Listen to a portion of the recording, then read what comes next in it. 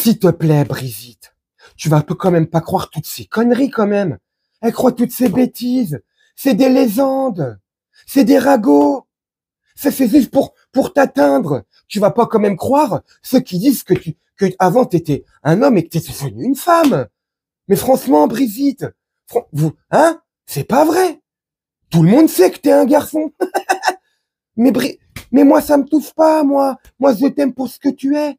Et puis, franchement, depuis ma tendre enfance, j'aime beaucoup jouer avec ta coursette. Franchement, aujourd'hui, c'est devenu mon doudou, ta coursette. Moi, j'aime. Donc, ne te laisse pas abattre par tous ces ragots et laisse-toi, tiens, laisse-toi faire. Je vais jouer avec toi. Salut tout le monde. J'espère que vous allez bien et que vous portez bien. Alors, je fais cette vidéo pour réagir à une vidéo que je viens de voir là, un extrait de vidéo. L'extrait, il dure à peu près 2 minutes 30, 2 minutes 32. Et franchement, j'ai pas le temps je l'ai regardé là 2 fois.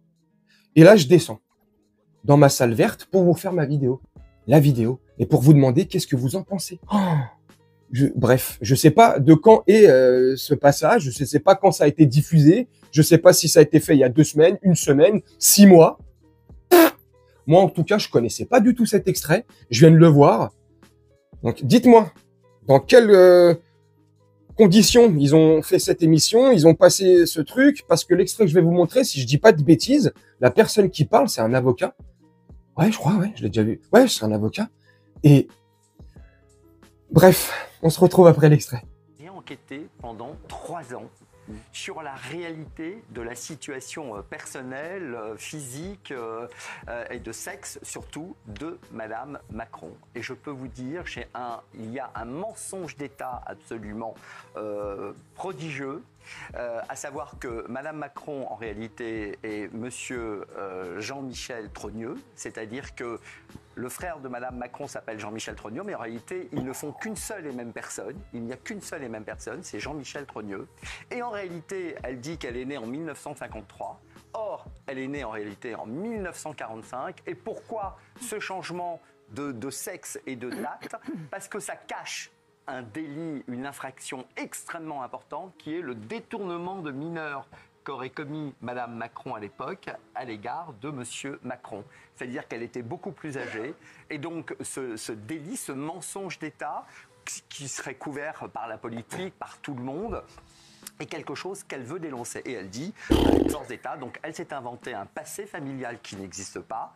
Elle s'est inventé un mariage avec un homme et 3 enfants. Or, cet homme, j'ai fait une enquête auprès de l'état civil d'Amiens. Cet homme n'existe pas. Il s'appelle André-Louis Ozière. Eh bien, il n'existe pas. Il n'est pas le père des 3 enfants. C'est elle qui est le père des 3 enfants. Donc, et ça, elle le fait vraiment pendant 4 heures. 4 heures, elles discutent ensemble. Et ces 2 femmes eh bien, ont comparu devant le tribunal beaucoup plus tôt qu'il n'était prévu, puisqu'au départ, elles devaient comparaître qu'en 2025. Mais l'avocat de Madame Macron, Jean Enoki, est venu dire au tribunal, c'est pas possible, il faut vraiment qu'on passe beaucoup plus vite, parce que ça commence à prendre une ampleur internationale incroyable, c'est viral, et il faut que ce soit jugé très vite. Et là, devant le tribunal, tenez-vous bien, ce qui a été demandé d'abord, parce qu'on a tout fait pour retarder ce procès, comme on peut le faire parfois avec succès, il a été demandé notamment à ce que tous les magistrats soient récusés.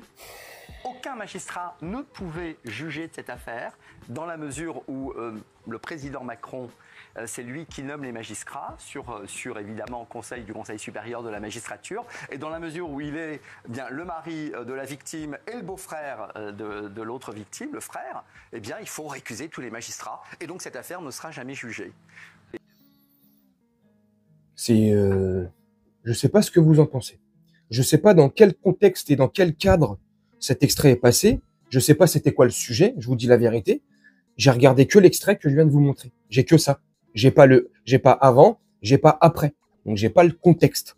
Mais en tout cas, ce qui est dit là, c'est ouf. Enfin bref, tous les complots de France et de Navarre, bah on n'est pas étonné.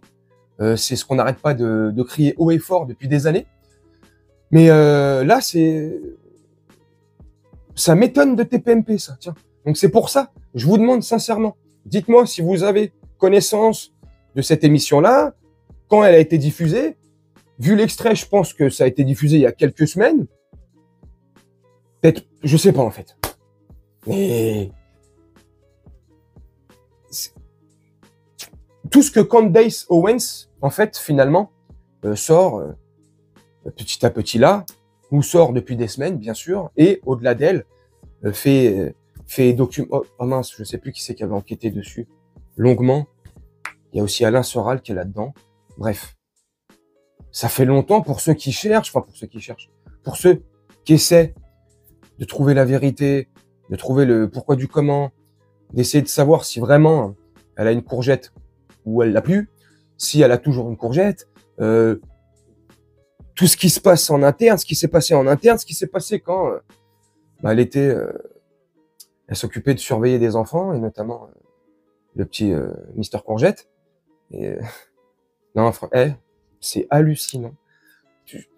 Je sais pas ce que ça va donner les prochaines vidéos de Candace Owens. La prochaine, je crois que c'est lundi. Et elle a annoncé sur ses réseaux que lundi, ça va être une déflagration. Alors oui, il y en a qui vont me dire en commentaire, oui, mais elle avait déjà annoncé des trucs. Et franchement, la première vidéo qu'elle a sortie, on n'apprend rien. Comme je vous ai dit dans la vidéo que j'ai faite hier soir par rapport à cette première vidéo de Candace Owens, je vous ai prévenu, je vous ai dit, c'est normal. Elle y va crescendo. Elle est obligée d'y aller depuis la source, depuis le départ. Et elle va étendre, elle va tirer le fil comme ça. Le fil de l'horreur. Et ça sera plus un fil d'horreur, ça sera un film d'horreur. Et encore, tant bien même, les réalisateurs, je pense qu'ils n'auraient pas été aussi loin que ça. Après, tu me diras, Stanley Kubrick, il a essayé aussi de dénoncer à sa manière, avec Eyes Wide Shut, un film de avec Nicole Kidman et merde, comment il s'appelle l'autre scientologue là. Oh, je l'ai oublié. Tom Cruise. Ouais, Tom Cruise. Donc, il dénonce pas mal déjà dans ce film, et comme par hasard, quelques mois après, oh, il a toussé, il s'est décollé, il est mort. Enfin bref, donc, franchement, c'est ouf. Tout ce qui va se passer, apparemment, c'est fou. Donc, comme je disais, elle tire le fil petit à petit pour préparer les esprits. Parce que, franchement, on n'est pas prêt. Franchement, on n'est pas prêt. On n'est pas prêt. Et au-delà que ça soit un homme qui ait fait sa transition et que c'est devenu une femme, c'est pas ça le problème. Ça, c'est pas le problème. Limite, ça serait que ça. Franchement, c'est pas grave. Hein. On s'en fout. On est en 2025. C'est tout ce qu'il y a autour. Tous ces petites entreprises qu'ils ont créées autour pour fabriquer des petits biscuits, le petit écolier.